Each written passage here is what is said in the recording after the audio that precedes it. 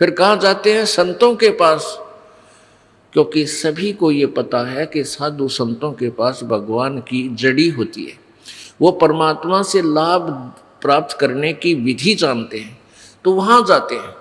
तो जिस भी संत के पास जाते हैं वो संत जाते ही उसकी सुनकर सारी कहानी उसको जंतर मंतर बताता है, ऐसे कर ले, ऐसे कर ले, ये प्रसाद बांट दे, फलाना काम कर दे, 5 लत्ते दर दे।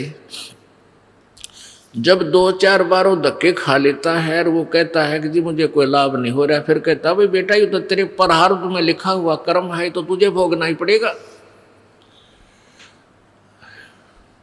फिर क्या कथा सुनाते हैं कि भाई देखो भगवान विष्णु जी को श्राप लगा था, नारद जी का श्राप बस श्री रामचंद्र रूप में जन्म लिया राजा दशरथ के घर पे, और रामचंद्र रूप में श्री रामचंद्र जी ने अर्थात विष्णु जी ने सुग्रीव के भाई बाली को मारा था धोखा देकर, उसका भी बदला देना पड़ा, उसका भी कर्म भोगना पड़ा श्री कृष्ण रूप में।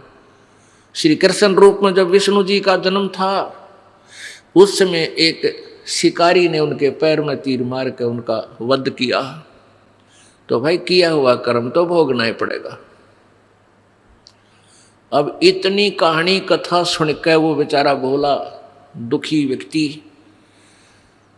चुप हो जाता है। जब भाई बारे भगवाना ने भी दुख भोगना पड़ा तो हम कौन से खेत की मूली है।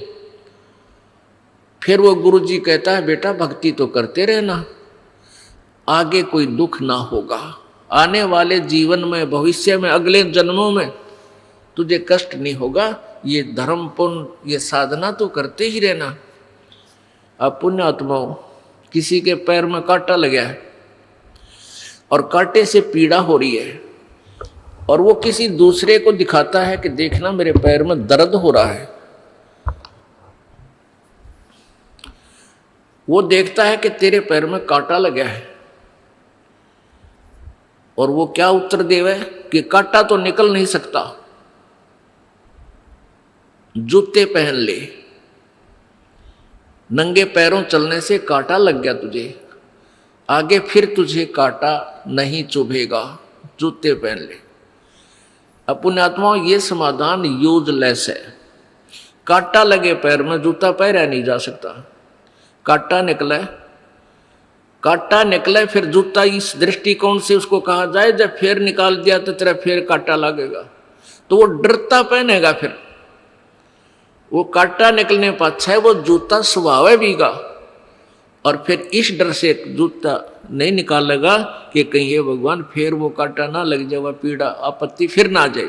तो पुण्यात्मा जो दुखी प्राणी संतों के पास आए हैं जाते हैं इसी उद्देश्य से जाते हैं कि हमारी ये पाप रूपी कर्म का कांटा निकले। और फिर जैसे आप जी आते हो परमात्मा कबीर जी के सच्चे दरबार में, आपके प्रारब्ध के कांटों को पहले निकाला जाएगा, फिर निकाला जाएगा और साथ में आपको राम नाम का जूता दे दिया जाएगा कि भाई ईब इस राम नाम के जूते ने निकालिए मत ना।